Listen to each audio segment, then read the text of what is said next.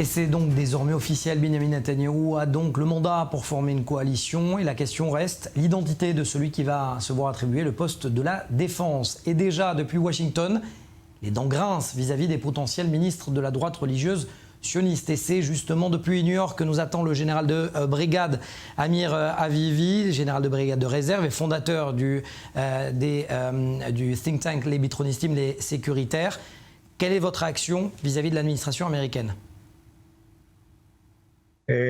Tout d'abord, je pense que c'est un principe. Il faut respecter les décisions démocratiques. Lorsqu'on parle d'une démocratie qui a tranché de manière très claire, sans équivoque, a décidé quel gouvernement cette démocratie voulait, quelle politique ce pays voulait, j'attends de notre grand ami, les États-Unis, de cette décision.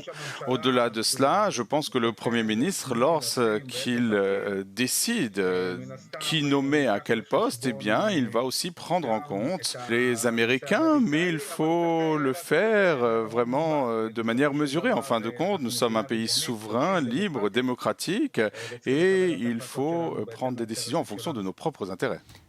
Vous avez à plusieurs reprises critiqué les choix sécuritaires de Benny Gantz. Qu'attendez-vous de ce nouveau gouvernement ? Tout d'abord, on mesure un gouvernement à ses actes et non pas à des paroles. Nous, au Bitronistim, nous allons suivre la politique, observer la politique du gouvernement et en fonction de cette politique, nous réagirons.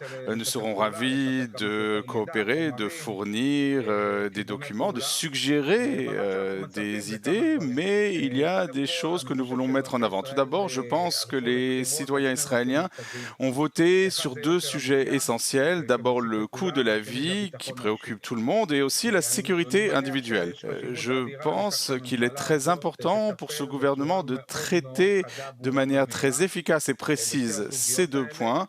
La sécurité individuelle est quelque chose qui a été ignoré au cours des 2 dernières décennies par tous les gouvernements d'Israël. C'est une négligence criminelle et il faut des mesures drastiques pour restaurer la sécurité dans les rues d'Israël, dans le Negev, en Galilée, en Judée et Samarie, dans les villes mixtes, à Jérusalem, partout ailleurs. Oui, en même temps, Amir Avivi, la défense pourrait revenir à un homme qui n'a jamais servi, qui n'a jamais porté l'uniforme, qui n'a aucune expérience militaire, qui est contesté politiquement en Israël et aux États-Unis. Je pense à Bezalel Smotrich.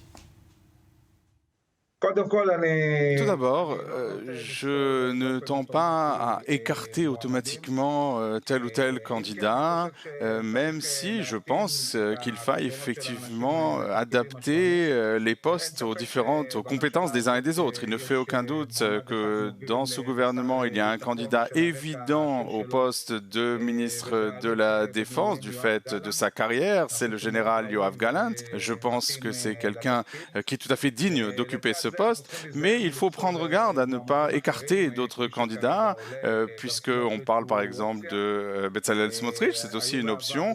On a eu par le passé des ministres qui ont bien réussi et qui n'avaient pas de carrière militaire derrière eux. Parfois c'est un autre point de vue et ça peut être un avantage, et donc nous allons attendre patiemment pour voir ce que le gouvernement va décider. Est-ce que ça reste quand même un bon choix selon vous face aux menaces proférées par l'Iran et le Hezbollah ? Nous entrons dans une période où de nombreuses menaces auxquelles est confronté Israël ont mûri. Nous allons probablement, dans les années à venir, faire face et trancher concernant la menace iranienne. Cette menace iranienne, de manière générale, aussi bien la question nucléaire que les milices autour de nous, le Hezbollah, le Hamas, le djihad islamique, les Houthis. Excusez-moi, vous dites trancher dans le vif, mais il y a un homme qui va devenir Premier ministre, c'est Benyamin Netanyahou. Lui est particulièrement pragmatique. Est-ce que ça ne va pas le freiner justement pour trancher dans le vif et opérer face à l'Iran ?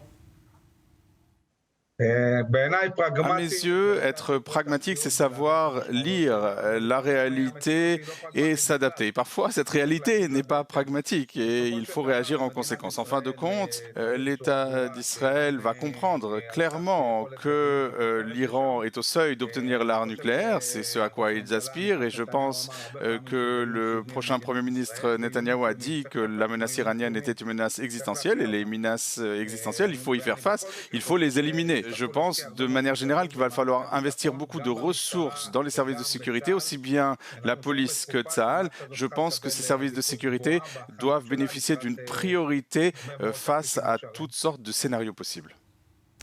Amir Avivi, merci d'avoir répondu à nos questions depuis New York, depuis les États-Unis. Toda rabba, Yom Tov. Merci beaucoup.